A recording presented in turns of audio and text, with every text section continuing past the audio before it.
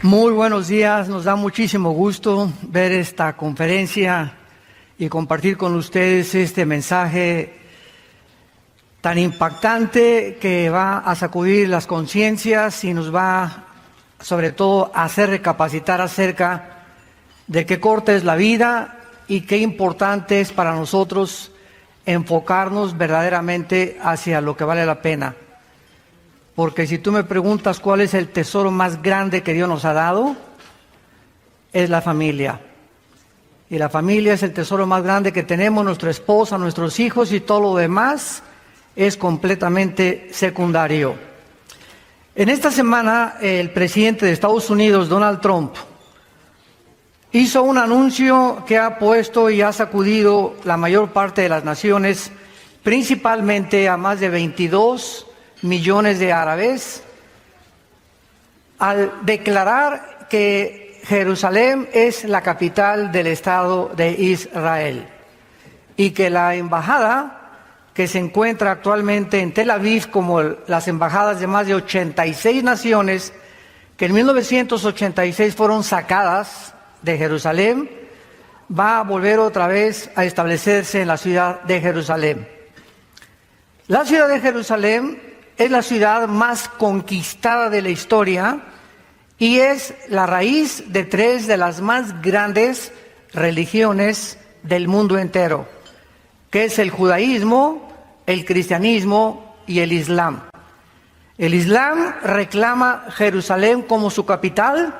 Mahmoud Abbas, el presidente de Hamas y de la Franja Palestina, acaba de declarar. Vamos a pedir silencio con los celulares.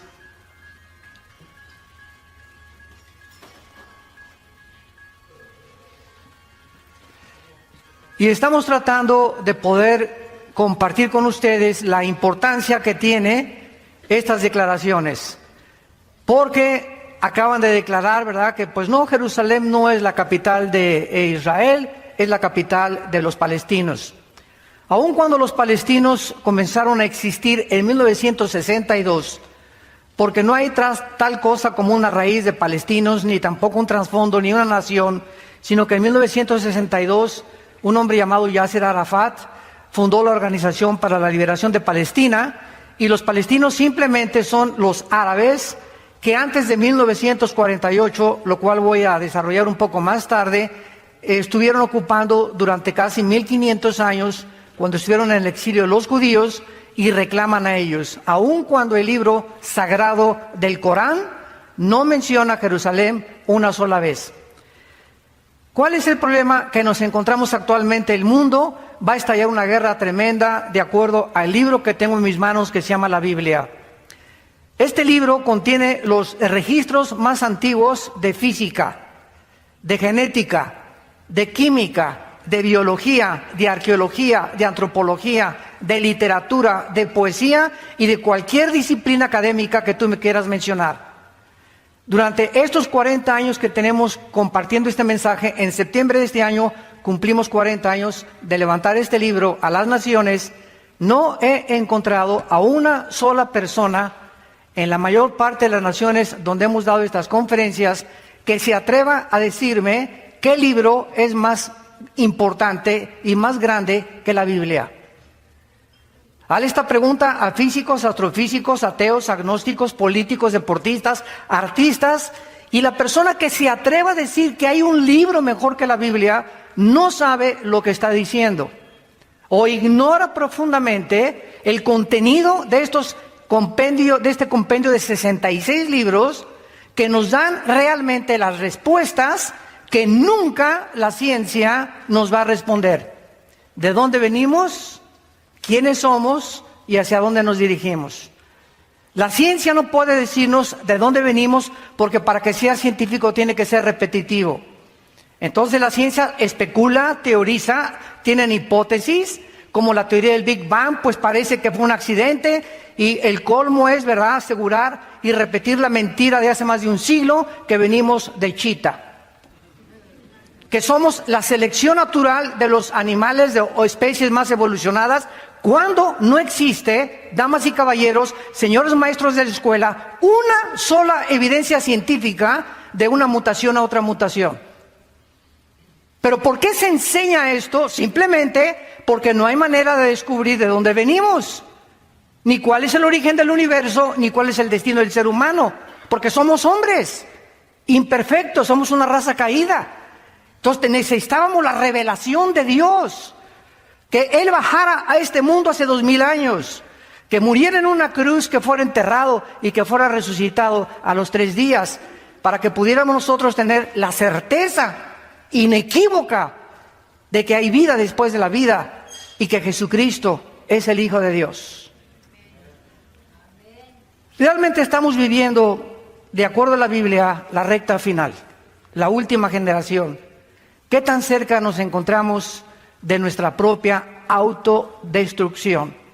Porque el diagnóstico que Dios hace de la raza humana en la Biblia es exactamente como la raza humana se ha comportado en los últimos 6000 años que tenemos de historia. ¿Podemos nosotros mencionar señales que realmente nos encontramos en la última generación? ¿Qué diferencia tiene la Biblia del Tripitaka de Buda, de los Vedas, de los persas, del Islam, del Corán y de los tantos libros sagrados que existen? Es increíble las evidencias proféticas con una exactitud del 100% que la Biblia nos ofrece. Es el primer libro que fue impreso en la imprenta de Gutenberg, la Biblia. Es el libro más traducido a más idiomas, a más lenguajes y a más dialectos que cualquier otro volumen de literatura. Y es el libro que nos ofrece realmente la esperanza que nosotros tenemos y que tú puedes tener esta mañana, que si tú mueres algún día, tú puedes volver a vivir eternamente con el Hijo de Dios. En el Evangelio de Mateo capítulo 24, a Cristo se le acercaron los discípulos hace 2000 años, haciéndoles 3 preguntas.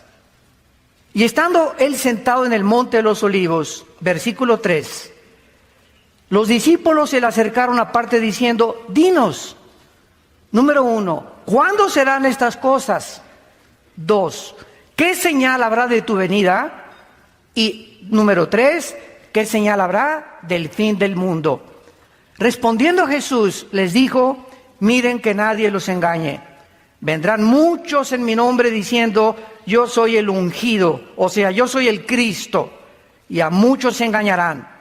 Y oirán de guerras y rumores de guerras. Miren que no se turben, porque es necesario que todo esto acontezca, pero aún no es el fin. Porque se levantará nación contra nación, reino contra reino, y habrá pestes, hambres, terremotos en diferentes lugares, y todo esto será el principio de los dolores. Cuando Jesús menciona que una de las señales del mundo era cuando las naciones del mundo se enfrascaran o se involucraran en una guerra mundial, durante toda la época del ser humano, de acuerdo al Instituto para la Investigación de la Paz en Suecia, Estocolmo, en los 6000 años de historia que tenemos, damas y caballeros, solamente hemos visto 25 años de paz. 25 años de paz, de acuerdo al Instituto para la Investigación de la Paz, en Estocolmo, Suecia, que el ser humano ha vivido en paz. Toda la historia del ser humano son guerras. Desde que Caín asesina a su hermano Abel con una mandíbula de un burro. Desde entonces el ser humano es un ser humano contra el otro. Blancos contra amarillos, negros contra blancos, católicos contra protestantes, etcétera, etcétera. Es una guerra étnica, un racismo entre nosotros impresionante por la maldad que existe dentro del corazón y el egoísmo de hacernos creer que somos superiores a los demás. Esto es importante porque fue hasta 1914, cuando por primera vez, aun cuando siempre ha habido guerras, hasta el siglo XX, en 1914, se enfrascan nación contra nación y tenemos 4 años de la Primera Guerra Mundial. 1917, Nikolai Lenin comienza a hacer la revolución bolchevique comunista. Entramos 20 años casi después a la Segunda Guerra Mundial y podríamos decir que a partir del siglo XX, de la Primera Guerra Mundial, la raza humana o la historia humana ha entrado en la recta final que terminará antes de que este siglo culmine. Esto es importante porque al mismo tiempo que en el siglo XX fueron 2 guerras mundiales, el siglo XX es el siglo donde más conocimiento el ser humano ha obtenido, lo cual se profetizó hace 2500 años en un libro del profeta hebreo que se llama Daniel. Hace 2500 años, en el capítulo 12 de este profeta hebreo, en el versículo 4, escuchen lo que él recibió como revelación. Y le dijo así un ángel de Dios: Daniel, cierra las palabras y sella el libro hasta el tiempo del fin. Muchos correrán de aquí para allá y el conocimiento se aumentará. Veamos nosotros a continuación, damas y caballeros, que de acuerdo a esta profecía, hace 2500 años se cerró o se le puso un candado y el ángel le dijo a Daniel: Daniel, la revelación que te estoy dando van a pasar 2600 años aproximadamente, y hasta el tiempo del fin la humanidad va a comprender lo que te acabo de revelar hace 2600 años. Veamos a continuación que desde Adán y Eva, damas y caballeros, saltamos del burro al motor de gasolina hasta el siglo XX. Lo que no se descubrió en casi 5500 años o más, se descubrió en menos de 50 años. 1892, los hermanos Dugea manejan el motor de gasolina. En 1905, Henry Ford, en un carro modelo T, comienza a circular a 25 kilómetros por hora. 1903, los hermanos Wheelwright, norteamericanos, hacen la primera tentativa de volar. 1929, Alejandro Fleming descubre la penicilina. 1945, el doctor Oppenheimer y Enrico Fermi, italianos y alemanes respectivamente, se unen para desarrollar el proyecto Manhattan, para comenzar a bombardear el uranio 235 y fisionarlo y producir la primera fisión nuclear de la historia, fabricando las primeras bombas atómicas. 1954 es botado el primer submarino de energía nuclear en Estados Unidos. 1957 se lanza el primer satélite por Rusia. 1973 es puesta en órbita la primera plataforma espacial. 1969 el hombre llega a la luna. 1975 se produce la primera PC. 1983 los primeros teléfonos celulares y 1991 se desarrolla la red de Internet. Damas y caballeros, desde los 90 a nuestros días, ya qué cosa nos sorprende en la época cibernética en la que estamos nosotros viviendo. Escuchen esto, en el siglo XX se inventaron los focos, la aspirina, los plásticos, la insulina, la televisión, el radio, los trasplantes, el chip de silicio, el rayo láser, el refrigerador, el cine, la píldora anticonceptiva, la lavadora, los teléfonos celulares, el iPhone, el iPad, etcétera, etcétera. La pregunta es, ¿por qué fue hasta el siglo XX que el hombre alcanzó este desarrollo tecnológico y científico que durante los siglos anteriores jamás se había logrado? La respuesta es muy sencilla: para que Dios nos pudiera advertir que nos comencemos a preparar para su venida.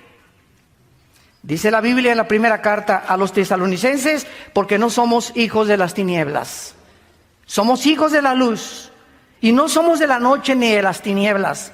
No durmamos como los demás, sino velemos y seamos sobrios, porque no nos ha puesto Dios para la ira, ni para el juicio que viene sobre el mundo. Antes de que Cristo regrese, la Biblia establece, millones de personas vamos a desaparecer en lo que se conoce como el arrebatamiento de la iglesia. Y va a llegar un día en que vas a voltear y tu esposa no está en tu cama, no se fue con el lechero. Y tus hijos desaparecieron o tu esposo desapareció, todos los millones de niños en los hospitales van a desaparecer y van a comenzar el mundo a producir una confusión en los medios de comunicación. Pilotos se van a estrellar porque desaparecieron los pilotos, accidentes múltiples en las carreteras. ¿Y qué creen ustedes que va el mundo a comenzar a responder ante la desaparición de millones de personas. Se los llevaron los ovnis. Y esto es algo muy claro, que desde 1946 la aparición del fenómeno ovni ha tenido lugar con más frecuencia, preparando el mundo para una venida de una forma sobrenatural de supuestos extraterrestres. Y que la Biblia nos muestra que no son extraterrestres, ni marcianos, ni jupiterianos, ni plutonianos, son ángeles caídos, bajo la agencia de un querubín llamado Lucifer, que después se le puso el nombre de Satanás, que significa el adversario, y después se le llamó el diablo, que significa el acusador. Estamos rodeados de un mundo de maldad, donde hay influencia y energías poderosas sobre los seres humanos para volvernos locos, para abortar la misión que tenemos en este mundo, para hacernos creer que venimos de los animales y que no somos agentes morales responsables de nuestras acciones. Es un mundo completamente dominado, en el cual, cuando conocemos la verdad, Jesús dijo, la verdad te hará libre. Y no es hasta que conoces la verdad en Jesucristo que tu mente será engañada e irás de botella en botella, de mujer en mujer, de negocio en negocio, de filosofía en filosofía, cienciología, que el Calimán, y que la cientología, y que esto y el otro, y que la dianética, etcétera, etcétera. Y el mundo está perdido y se siguen oyendo las palabras: yo soy el camino, la verdad y la vida. Las palabras del Hijo de Dios. Dios quiere que nosotros sepamos que el conocimiento que el hombre ha adquirido en el último siglo ha sido una de las señales principales de que nos encontramos al final de la historia. Pero lo más irónico de esto es que en el siglo XX, donde más conocimiento científico y más avances tecnológicos el hombre alcanzó, escuchen esto, es el siglo donde más ateos surgieron. Antes del siglo XX, Blaise Pascal, astrofísico francés, cristiano; Isaac Newton, el que descubrió las leyes de la gravitación, cristiano; Einstein confesó que él creía en Dios; Louis Pasteur, Kepler y todos estos científicos, Galileo Galilei, que casi la Iglesia Católica lo crucifica por decir que el Sol no circulaba la Tierra, sino que es la Tierra la que circula alrededor del Sol, eran cristianos. ¿Qué pasó en el siglo XX? Que el conocimiento nos ensoberbeció. Sigmund Freud, ateo; Carlos Marx, ateo; Carlos Darwin renegó de su cristianismo; Friedrich Nietzsche, el padre del nazismo, del comunismo y del fascismo, ateo, el que proclamó que Dios está muerto; Jean-Paul Sartre, el padre del existencialismo, en 1990, que muere cuando escribe su libro El muro y la náusea, diciéndole a su hija: hija, he tratado de poder pelear contra un Dios que no existe. Es incongruente mi filosofía, porque he descubierto que filosóficamente es insostenible mi ateísmo. Y así tenemos a Carlos Sagan, el astrofísico también ateo, que dijo, pues no hay nada en este mundo más que lo que podamos, el propósito que le podamos dar a nosotros. Pero viene una sorpresa impresionante en 1954, cuando el doctor Crick y el doctor Watson, norteamericanos, les dan el premio Nobel de Medicina por descubrir el ácido desoxirribonucleico, conocido como el ADN. Cuando el hombre comienza a involucrarse en descubrir que en los billones de células que el cuerpo humano tiene, tenemos cromosomas con genes dentro, con el ADN, o sea, con un programa, con información, los ateos, el 62% de los ateos, desde el año 2005 al año 2012, en 7 años, se convirtieron a la Biblia. Viendo que era imposible seguir sosteniendo que somos el resultado de una evolución y que es imposible biológicamente, la primera y la segunda ley de la termodinámica, físicamente la entropía, niega completamente la evolución, y químicamente también. Y ahora genéticamente nos demuestra la genética que es imposible que el ADN de un chango lo tenga el ser humano, o el camello, o el de un león, o el del león un tigre, o el de un perro, un gato. ¿Por qué? Porque esta es la información que Dios puso en cada uno de nosotros para destruir la sabiduría de los sabios y de los que se dicen ateos.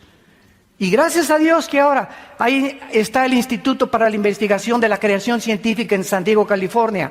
El Instituto, apúntalo, para la Investigación Científica en San Diego, California, que alberga más de 1,600 científicos con doctorados que se convirtieron al cristianismo y que proclaman que la Biblia es la palabra de Dios y que los cielos pasarán y que jamás ninguna cosa que la Biblia se adelanta a la ciencia, ningún libro sagrado puede ni siquiera discutir con la Biblia. Vemos en segundo lugar otra señal. En 1945 se sueltan 2 bombas atómicas sobre Hiroshima y Nagasaki, 2 ciudades y un puerto de Japón, matando a más de 150,000 japoneses. Es increíble que hace 2,400 años el profeta Zacarías, en el capítulo 12, capítulo 14, versículo 12, haya puesto estas palabras profetizando las consecuencias de lo que producen los rayos láser y los rayos gamma y las 500 partículas radiactivas que contiene cada bomba atómica. Escuchen Zacarías 14:12 y dice así: esta será la plaga con que herirá Jehová a todos los pueblos que pelearon contra Jerusalén. La carne de ellos se corromperá estando ellos sobre sus pies. Se consumirán en las cuencas sus ojos y la lengua se les deshará de su boca. Ni siquiera en este tiempo la pólvora se había inventado, damas y caballeros. ¿Saben ustedes que en 1942 Oppenheimer y Fermi hacen el proyecto Manhattan entre Estados Unidos, Canadá, Gran Bretaña, para un proyecto ultra secreto denominado Manhattan o el proyecto Manhattan? Invitan a Alberto Einstein y Alberto Einstein manda una carta al presidente de Estados Unidos diciéndole: el día que nosotros comencemos a desintegrar el átomo del elemento uranio 235, lo vamos a usar contra nosotros. Yo no quiero involucrarme en este proyecto porque tarde o temprano el hombre, cuando mete sus manos en la tecnología o mete sus manos en la genética, como se está manipulando actualmente, etcétera, etcétera, siempre se vuelve contra nosotros aquello que descubrimos por la incapacidad que el ser humano tiene para poder manejar su propia vida, su propio matrimonio, sus propios hijos, sus propios negocios y mucho menos las naciones. El 6 de agosto de 1945, a las 8:15 de la mañana, se lanza a una altura de 500 metros. La bomba atómica no explota cuando toca el suelo. La bomba atómica explota a 500 metros antes de que toque el suelo, para su información. Se suelta una bomba sobre Hiroshima y esta bomba medía 3 metros y 4 toneladas de peso. Portaba uranio como material fusionable y su poder explosivo fue de 20 kilotones. Un kilotón equivale a 1 tonelada de dinamita. O sea, esta bomba, recuérdalo, tenía 20,000 toneladas de dinamita. El avión fue designado como el B-29 Enola Gay y la explosión destruyó a un radio de 13 kilómetros cuadrados del epicentro de su detonación, muriendo aproximadamente en las 2 explosiones, porque el 9 de agosto se lanzó la segunda bomba sobre Nagasaki, más de 150,000 personas. Estas son las consecuencias de la explosión. Sus cuerpos se deshicieron estando parados. Las cuencas de sus ojos se deshicieron estando parados y la lengua se les deshizo de su boca. Algo que fue anunciado 2,500 años antes de que se descubriera la fisión nuclear. Ahora bien, esto no es absolutamente nada, porque en 1952 los Estados Unidos detonan la bomba de hidrógeno que acaba de detonar tu compadre Kim Jong de Corea del Norte. Nada más que sin el material fusionable nuclear en la punta. La bomba de hidrógeno tiene 1,000,000 de toneladas de dinamita. Esto fue detonado en 1958. China también detona otra bomba de hidrógeno. Llevamos 2. Y actualmente, en el siglo XXI que nos encontramos, existe un proyectil llamado el Mark 12A, con la fuerza explosiva de 335,000 toneladas de dinamita. Y el Titán 2 con 9 millones de toneladas de dinamita. ¿Estamos al borde, damas y caballeros, de un holocausto nuclear en el mundo? ¿Acaso son juguetes que las naciones están acumulando para ahora en Navidad cantar Jingle Bells, Jingle Bells? Nos encontramos en el siglo XXI, con los máximos avances tecnológicos, con una época nuclear impresionante, descubrimientos científicos como la genética y la manipulación del ADN. Nos encontramos al borde y a un punto de autodestruirnos. Es increíble la autodestrucción y el ego que gobierna al ser humano. Actualmente somos la primera generación en la historia con el suficiente potencial explosivo para poder volar al mundo en un minuto. Corea del Norte, Irán y Siria han amenazado al mundo con armas nucleares, que en cualquier momento solo necesitamos a un loco, a un paranoico, a un psicótico, a un sociópata, para que pueda él, con sus múltiples desórdenes de su personalidad, estallar una bomba sin importarle las consecuencias que van a haber en el mundo entero. Y es interesante que en el libro del Apocalipsis, en el 4.º sello, en el capítulo 6, la Biblia profetiza que en esta explosión que puede haber próximamente, tal vez hoy en la noche, tal vez mañana, o tal vez el mes que entra, o tal vez en el año 2018, escuchen esto, el daño que va a causar. Esto fue escrito hace 2000 años por el apóstol Juan. Fue el último de los apóstoles de Cristo, murió de 95 años de edad, exiliado por el emperador Vespasiano en la isla de Patmos, que se encuentra junto al mar Egeo. Cuando ustedes vayan a Jerusalén o a Grecia, nunca se pierdan este viaje a la isla de Patmos. Ahí se encuentra la tumba donde murió el apóstol Juan y donde Dios le reveló el Apocalipsis, que significa descorrer el velo o correr la cortina, o Dios nos abre la ventana para que veamos el futuro de la humanidad. Y escuchen lo que dice Apocalipsis 6, versículo 8. Miré y un caballo amarillo, y el que lo montaba tenía por nombre Muerte, y el infierno le seguía, o el Hades. Y le fue dada potestad sobre la 4ª parte de la tierra, para matar con espada, con hambre, con muerte y con las fieras de la tierra. Damas y caballeros, ¿cuántos habitantes poblamos el mundo actualmente? Aproximadamente somos 7.5 billones de personas en el mundo, de acuerdo al último almanaque. Aquí estamos hablando que la 4ª parte de la humanidad va a morir. ¿Saben cuántas personas hay desde Alaska hasta la Patagonia en el continente americano? No pasamos de las 1.500 millones de personas. Entonces estamos hablando que cuando esta guerra estalle, es lo más seguro que el continente americano vamos a desaparecer con todo y Querétaro. ¿Por qué les digo esto? Porque en la Biblia no aparece Querétaro. En la Biblia no aparecen los Estados Unidos de Norteamérica.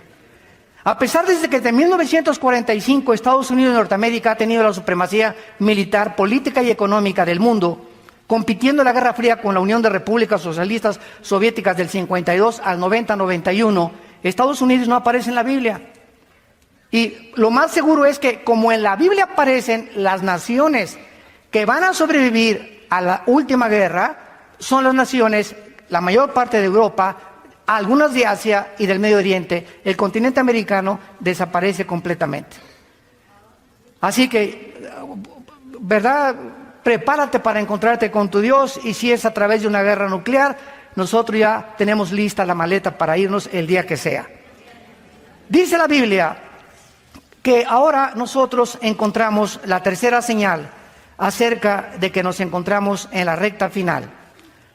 Cuando el último zar de Rusia, Nicolás II, un misionero se acercó a él y le hizo esta pregunta, el zar: dime una prueba de que existe Dios. El misionero le dijo al último zar de Rusia, Nicolás II, Israel.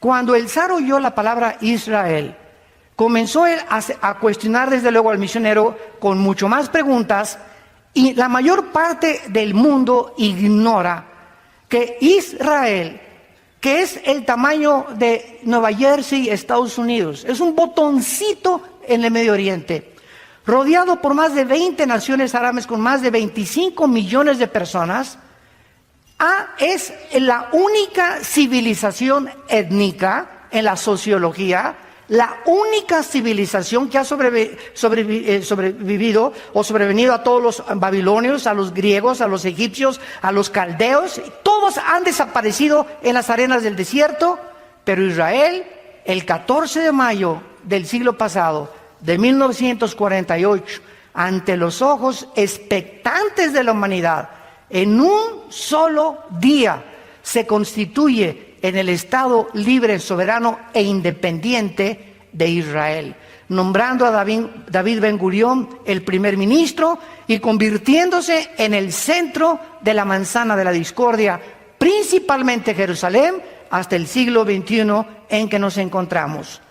En el libro de Amós, en el Antiguo Testamento, capítulo 9, otro profeta hebreo se hizo esta profecía acerca de que Israel tenía algún día, después de ser exiliado, cuando el general Tito, hijo de Vespasiano, el emperador romano, en el año 70 después de Cristo, llegó a Jerusalén y no dejó piedra sobre piedra. Arrasaron completamente Jerusalén. Escuchen esto, y desde el año 70 después de Cristo hasta el 14 de mayo de 1948, los judíos fueron esparcidos por el mundo entero y se mezclaron con los españoles, con los italianos. Hay mexicanos judíos que no lo saben que son judíos, costarricenses, nicaragüenses, negritos, etíopes, etcétera, etcétera. Se dispersaron las 10 tribus que los asirios en el año 700 antes de Cristo se llevaron cautivos a Siria. Y esto es impresionante porque cuando este zar escuchó que el pueblo judío era una evidencia de la existencia de Dios, lo vamos realmente a comprobar. En primer lugar, ¿por qué Dios escoge a los judíos? Y si hubiéramos sido los mexicanos, ¿y por qué no los italianos? Y si hubieran sido los ticos de Costa Rica, los nicaragüenses, ¿y por qué no nos escogió a nosotros?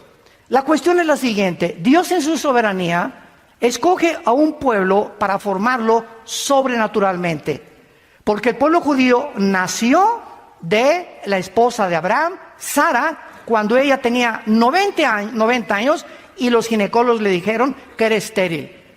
Abraham, ni con las pastillas que hay ahorita, podía Abraham, ¿verdad?, tener hijos. Y entonces Dios sobrenaturalmente, ¿verdad?, permite que Sara sea embarazada, y es la única nación que ha nacido por eso sobrenaturalmente, por el propósito que Dios tenía para enseñarnos al final de la historia.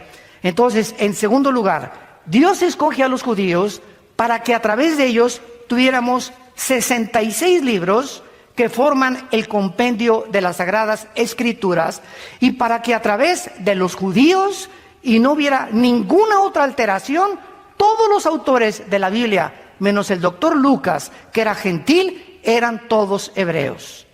Número 3, Dios escoge a los judíos para que a través de este grupo étnico naciera el Mesías prometido, Jesucristo, el Hijo de Dios.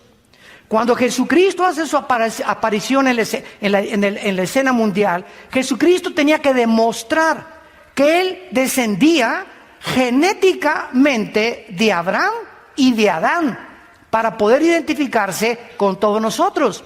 Esta es la razón por la cual cuando José y María estaban comprometidos y ya estaban listos para irse a Cancún de luna de miel, se le aparece un ángel a María y le dice: María, tu esposo no va a tener nada que ver en el embarazo que vas a tener. Ella se espantó y dijo: ¿cómo es posible que me pueda embarazar si José y yo estamos comprometidos?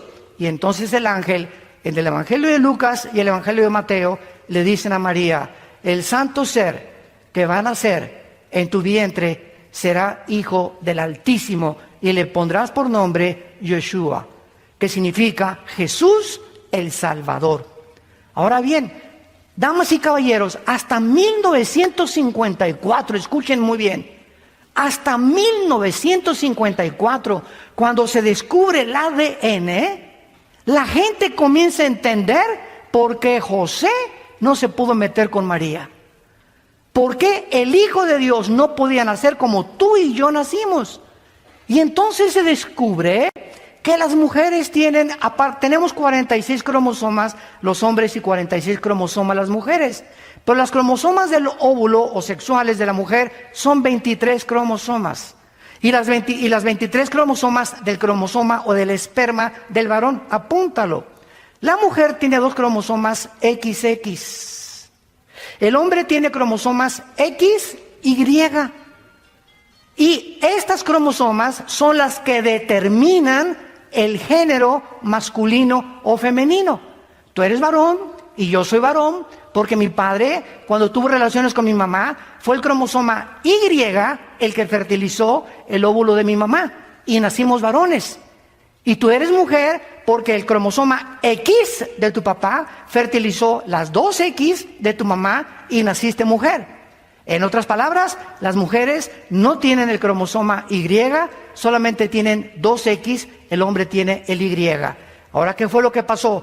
La Biblia dice, cuando se descubren las leyes de la genética o de la herencia, en 1860 por Gregorio Mendel, que comenzó a hacer experimentos con chicharitos y que hay una transmisión de generación en generación, las uvas son uvas, las papayas son papayas, algo hay en la semilla, hay una información en las hormigas, en los gatos, que se transmite el color de los ojos, el tamaño, las minerales, en fin, todo lo que contiene codificado el ADN. Entonces se descubre cuando las leyes de la herencia, que todos hemos heredado de nuestros padres, el color de los ojos, unos las orejas de papalote de la abuelita, otros, ¿verdad?, hasta el carácter, eres igual de berrinchudo que tu papá. Entonces la ciencia corrobora que las leyes de la herencia están escondidas en el ADN. Ahora la Biblia es el único libro que nos dice que hemos heredado también algo espiritualmente, porque somos espíritu, tenemos un alma y vivimos dentro de un cuerpo de acuerdo a la Biblia. Somos espíritu, tenemos un alma que es la mente, la voluntad, los sentimientos, el intelecto y el cuerpo, el envase que día a día, de acuerdo a la ley de la entropía, se está deshaciendo. Entonces la Biblia dice que hemos heredado una enfermedad, una infección que William Shakespeare le quiso llamar el defecto trágico. Carlos Marx, la lucha de clases. No, si el Estado proletariado derriba a la burguesía, se va a justificar y va a haber igualdad y equidad en la sociedad. Sigmund Freud, no, el problema del ser humano es la infancia y la sexualidad de la infancia. Y todos han tratado de atribuirle alguna raíz a la razón por la cual nos comportamos como nos comportamos. La Biblia le llama pecado. En pecado hemos sido nacidos, Salmo 55, Romanos 3:23, y fuimos nacidos destituidos, muertos, lejos de la comunión con Dios.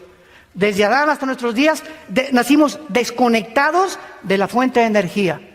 Y como estamos desconectados de la fuente de energía, hemos buscado en el alma, en la mente, pues cosas altruistas y alcohólicos anónimos, marihuanos anónimos, psicología, psiquiatría, cientología, religiones, buscando alguna manera de poder otra vez reencontrarnos con algo que nos dice que trasciende nuestra capacidad pensante y que tiene que haber algo fuera de nosotros, pero como no sabemos qué es, aunque sabemos que trasciende, ese Dios al que muchos adoran sin conocerle, es el que Jesucristo nos vino a revelar.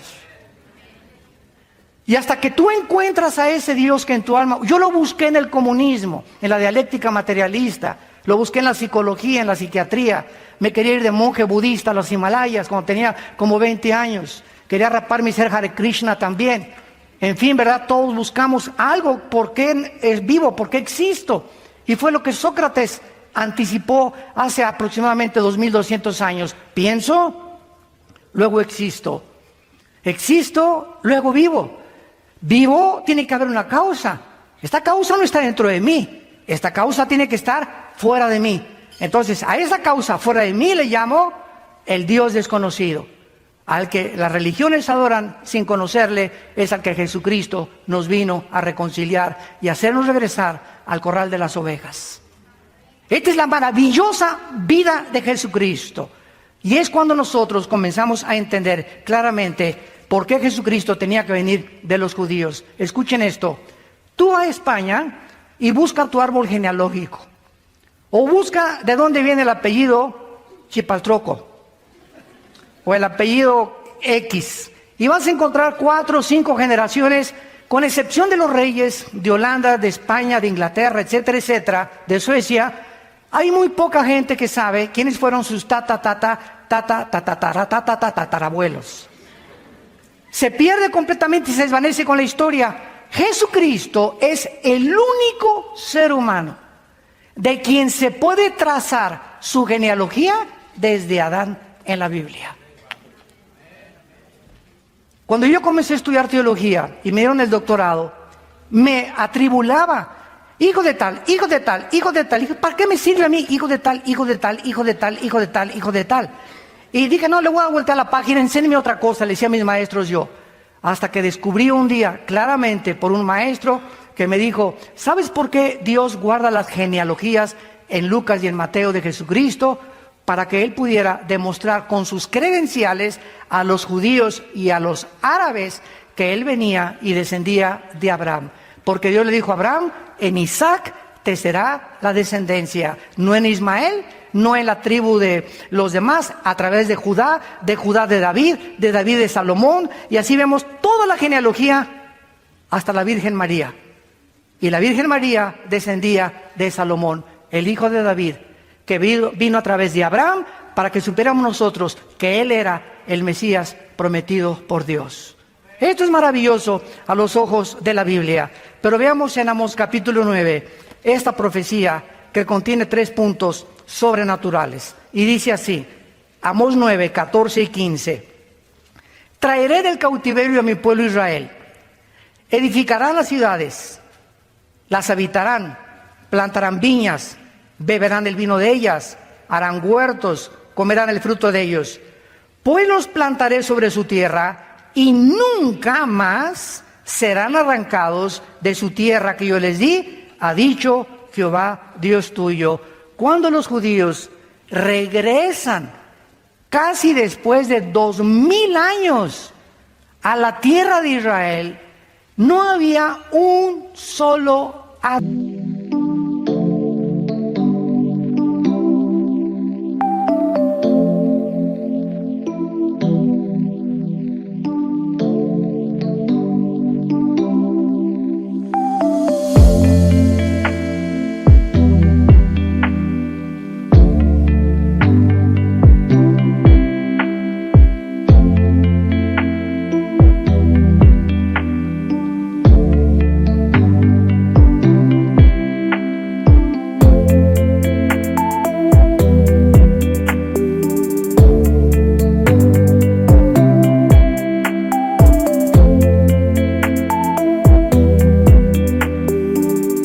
plantado.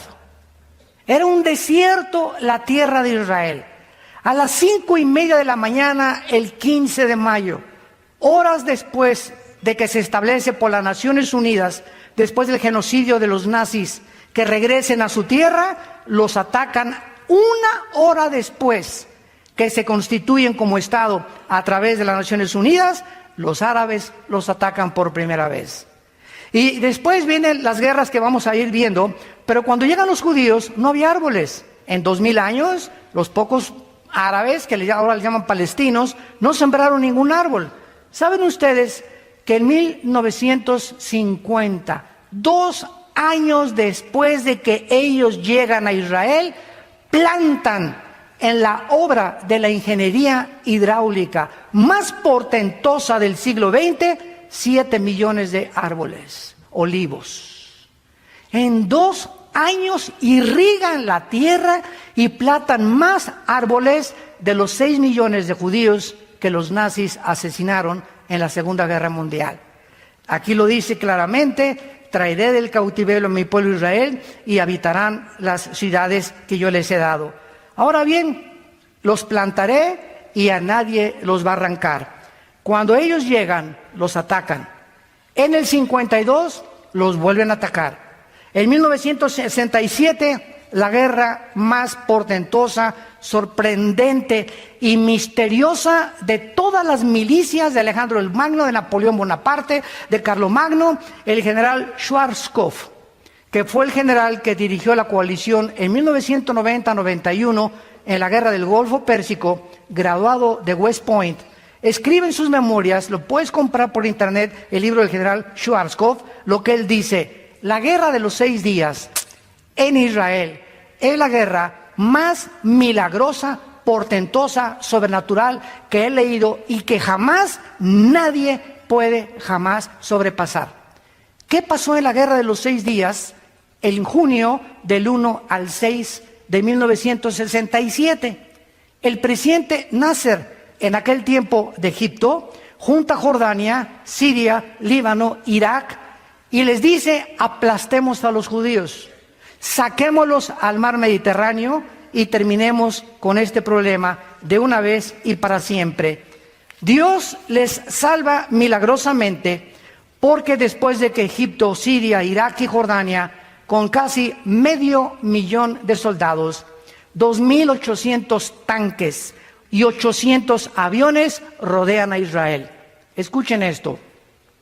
En la ley de las probabilidades, los que les gustan las matemáticas, si nosotros somos ahorita 800 personas en este salón y nos rodea un ejército de 20,000 soldados, vamos a poner 5,000 ametralladoras y nosotros tenemos 50 ametralladoras.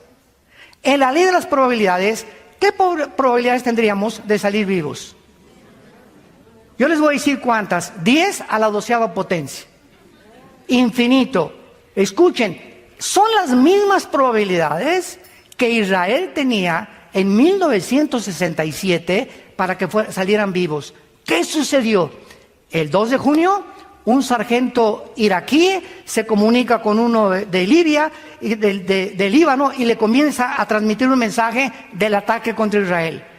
La intercepción que tenían los judíos ya en ese tiempo, porque son los amos de la aviación todavía, los mejores pilotos del mundo, más que los norteamericanos, que los ingleses y que los rusos, son los pilotos judíos ahorita, interceptan este mensaje y los aviones judíos, el F-16, se suben 6 pilotos el 2 de junio y a las 4:30 de la mañana, cuando estaban soñando todavía en el Calimán los egipcios y los sirios y los iraquíes, bombardean sus aeropuertos y acaban completamente con toda la aviación de todos ellos.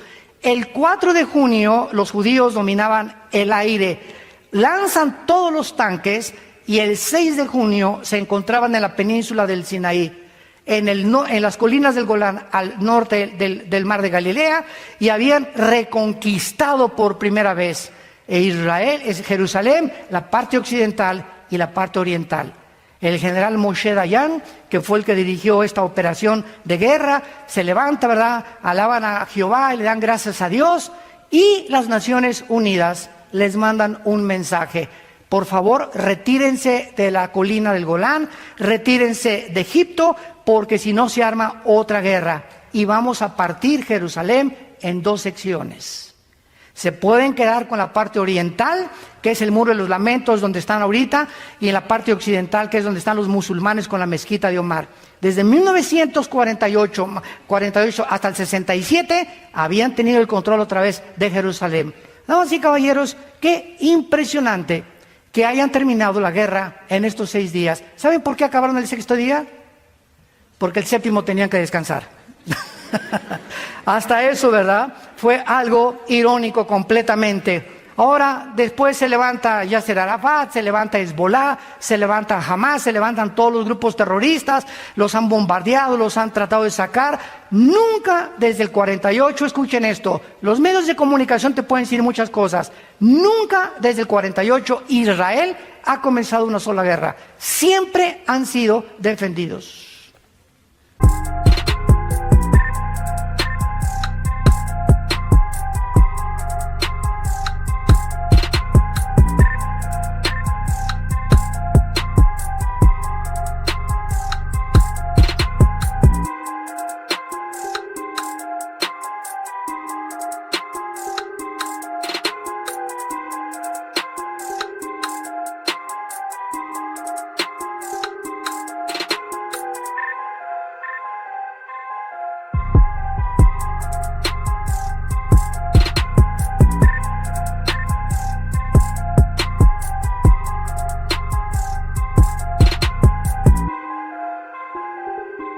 Por Estados Unidos o por las mismas armas que ellos tienen. Pero nunca han sido ellos los agresores. ¿Por qué? Porque el juramento de Yasser Arafat y de Mahmoud Hamas antier dijo, nosotros no vamos a tolerar que Jerusalén sea la capital de los judíos, es la capital de los palestinos y daremos nuestra vida por ellos. Y así dice la Biblia que va a terminar la historia humana en Jerusalén. Escuchen lo que dice Zacarías capítulo 12, otro profeta de hace 2600 años. Dice en Zacarías capítulo 12, versículos 2 y 3. Pongo a Jerusalén por copa que hará temblar a todos los pueblos del alrededor contra Judá, en el sitio contra Jerusalén. En aquel día yo pondré a Jerusalén por piedra pesada. A todos los pueblos y todos los que se la cargaren serán despedazados.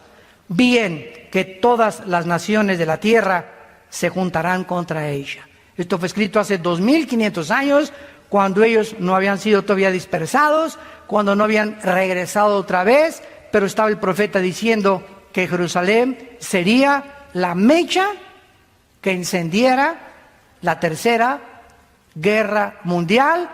¿Y en qué año estamos? 2017. ¿Y cuál es ahorita la manzana de la discordia en el mundo? Jerusalén. Damas y caballeros, aquí está. Aquí está la palabra de Dios. Exactamente cada siglo, cada año, cada década que pasan los acontecimientos científicos relevantes, tecnológicos, geopolíticos, la Biblia se adelanta para demostrarnos que solo Dios puede darnos el futuro y asegurarnos con la exactitud del 100% que en 2000 años que la Biblia existe, nunca ha habido nadie que pueda atacarla o decir, hay una contradicción. Cuando esa persona, tarde o temprano, descubre que su problema es de él, es mental, no entiendes por qué es la mente de Dios. Y cuando estudias teología, descubres la razón de por qué Dios hace las cosas que hace. Y esto es maravilloso, porque nos encontramos precisamente al final de esta historia, cuando en cualquier momento la historia va a terminar y cuando tu tiempo y tu vida ya no tienes más oportunidad de poder decirle a Dios, perdona mis pecados, entra en mi corazón, te recibo como mi Señor y Salvador. Tal vez hoy es para muchos de ustedes la última vez que Dios les ha hablado. Y no es como me dijo un ateo hace algunos años, oiga señor, doctor Alducin, es que yo necesito más evidencias de que existe Dios. Le dije, son las mismas palabras que dijo Carlos Sagan antes de morir, el ateo astrónomo. Es que si hubiera más evidencias de que Dios existe, creería en Dios. Le dije, agarre un libro de genética por el amor de Dios y vea que el ADN no puede ser, es imposible que pueda existir información sin una inteligencia. ¿Cómo es posible que cada ADN de cada célula de nuestro cuerpo contenga 50 enciclopedias británicas de información? ¿Quién puso esa información dentro de nosotros? ¿Chita? Por el amor de Dios, Virgen del Socorro. Damas y caballeros, señores ateos que nos visitan, llegamos a un punto en la historia donde profesando ser sabios se hacen necios. Ahí me han atacado. ¿Usted cree que de los que creen que Adán y Eva, le dijo, oye, cabeza de aguacate, Tenemos más de un siglo enseñando una mentira a nuestros estudiantes en la universidad, que venimos de la evolución y que somos animales. Y si es así, no necesitamos un salvador, no necesitamos reglas morales, ni un código de conducta, no necesitamos 10 mandamientos, porque en ese momento le dije a este ateo, tú eres tu Dios, y tú haces tus propios mandamientos, y no te atrevas a decirle a tu hijo, no fumes marihuana, o no te acuestes, hija, con esa persona antes de casarte, porque tú tienes tu moral, él tiene su moral, y entonces todos somos dioses. No hay una verdad, ni una equidad, ni un código de conducta absoluto al cual podamos nosotros tener como punto de referencia. Nos convertimos en dioses. Y esta es la razón por cual estamos a punto de destruirnos, porque no hemos querido entender que Dios nos hizo a su imagen y semejanza, que hace 2000 años murió su hijo en una cruz y dio su sangre y fue coronado con espinas, sus manos y sus pies sangraban. Y ahí en la agonía más grande Jesús decía, perdónalos porque no saben lo que hacen. Jesucristo es la personalidad más impactante de la historia. A ver, ¿de quién se celebra su nacimiento como ahora en Navidad? ¿De Buda? ¿De Mahoma? ¿De Hare Krishna? ¿De Mahatma Gandhi? ¿De Zoroastro? Dime tú, tu gallito giro, como dicen en Querétaro. ¿De qué otro hombre separan todo y todo se convierte? Hasta los ateos no van a trabajar. O sabemos que no nació el 24 de diciembre, pero es como el Día del Padre, que escogen cualquier día, el Día de la Madre, el día, etcétera, etcétera. Se escogió el 24 de diciembre. ¿Qué importa el día si no nace en tu corazón? Pero además de eso, ¿de qué otro hombre se celebra su muerte como en Semana Santa? ¿De tu tío? ¿De Nietzsche? ¿De Sartre? ¿De Bertrand Russell? ¿De Richard Dawkins? El ateo que está ahorita de moda, que escribió puras, yo le llamo marihuanadas.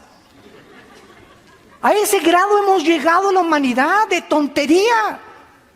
Tenemos más de un siglo creyendo, insistiendo que venimos de los animales, cuando no hay pruebas científicas, ni físicas, ni genéticas, ni biológicas de ello. ¿Pero por qué insistimos? Por el orgullo intelectual.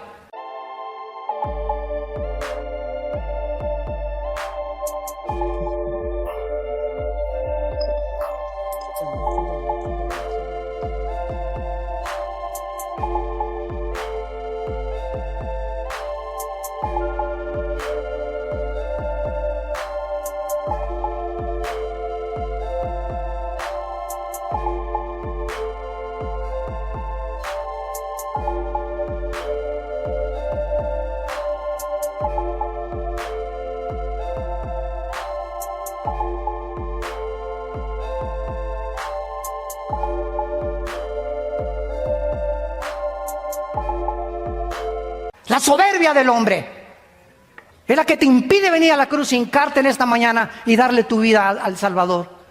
Y los días los tenemos contados, damas y caballeros. Ya no podemos pasar ningún día más sin que entendamos que viene el día del juicio. El juicio viene, el juicio viene, el juicio viene. Prepárate para encontrarte con tu Dios. No quisieran muchos de ustedes en esta mañana venir a la cruz.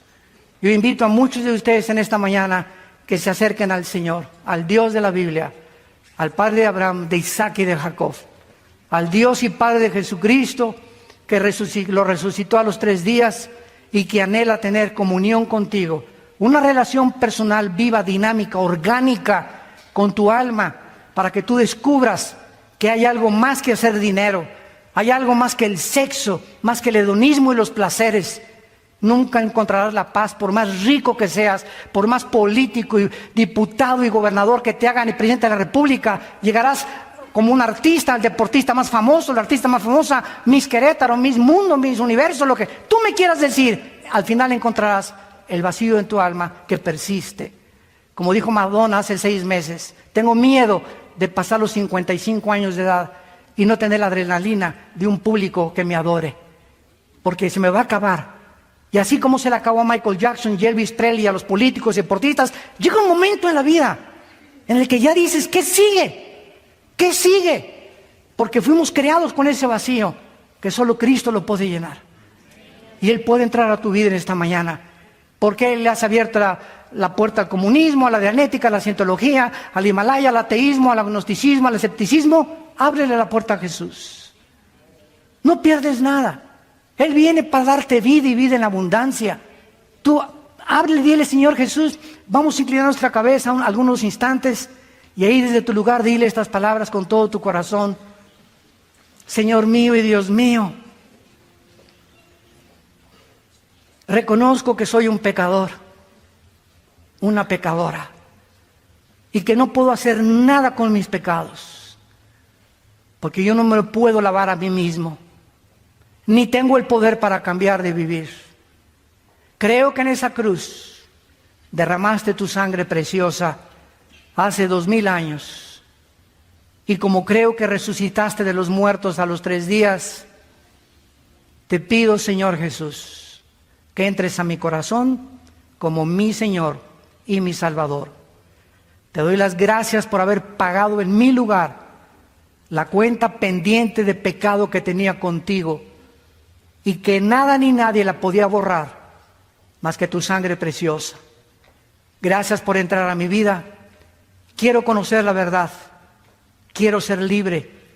Quiero morir en paz, sabiendo que si hoy mismo me llamas a casa, tengo la seguridad de irme contigo, no porque lo merezca, sino porque tú diste tu vida en mi lugar.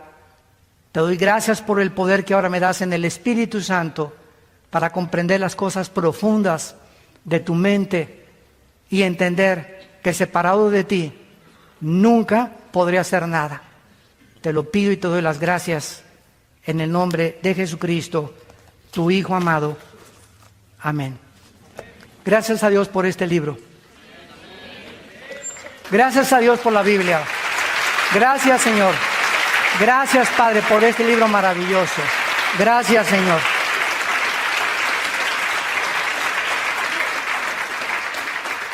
Todas las personas que en esta mañana hayan hecho esta oración, no hay ninguna persona que Cristo haya llamado a escondidas.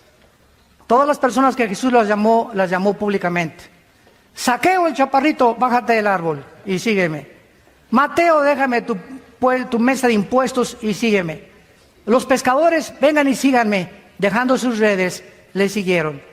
Si tú en esta mañana acabas de hacer esta oración por primera vez, invitando a Jesucristo a tu vida, ahí desde tu lugar, yo te invito a que te pongas de pie. Párense todos los que hicieron esta oración por primera vez. Gracias a Dios. Mira cuánta gente. Que Dios los bendiga. Gracias, Señor. Gracias, Padre. Gracias, que Dios la bendiga. Gracias, que Dios lo bendiga. Gracias a Dios. Gracias. Gracias, muchas gracias. Qué lindos jóvenes, gracias. Oh jóvenes, acuérdense de su juventud. Acuérdense de Dios en los días de su juventud. Qué lindo los jóvenes que se van a recibir a Cristo. Los matrimonios se pararon de la mano juntos. Que Dios los bendiga, gracias a Dios. Los viejitos, gracias a Dios, que Dios los bendiga. Ya tienen la visa hoy en la noche para el otro lado. Garantizada por la sangre de Jesucristo. Gracias a Dios. Dios te bendiga también, gracias a Dios. Gracias por tu vida. Dichosos y felices los pobres en espíritu, porque ustedes verán a Dios. Dichosos y felices todos ustedes que son misericordiosos y que no ven a la gente como tus intereses o como personas para ser usadas, sino que vemos a la gente como almas necesitadas que necesitan a Cristo. Y dichosos y felices seas cuando te persigan y cuando la gente se burle de ti porque eres cristiano. No te amedrentes, al revés, gózate, porque así persiguieron a los profetas, a los apóstoles y al Hijo de Dios. Si a Él hicieron eso, ¿qué nos pasará a nosotros? Gocémonos y alegrémonos cuando en el nombre de Jesús somos perseguidos, porque grande es el galardón que Dios tiene para ustedes en los cielos. Que tengan mucha paz y que Dios los bendiga.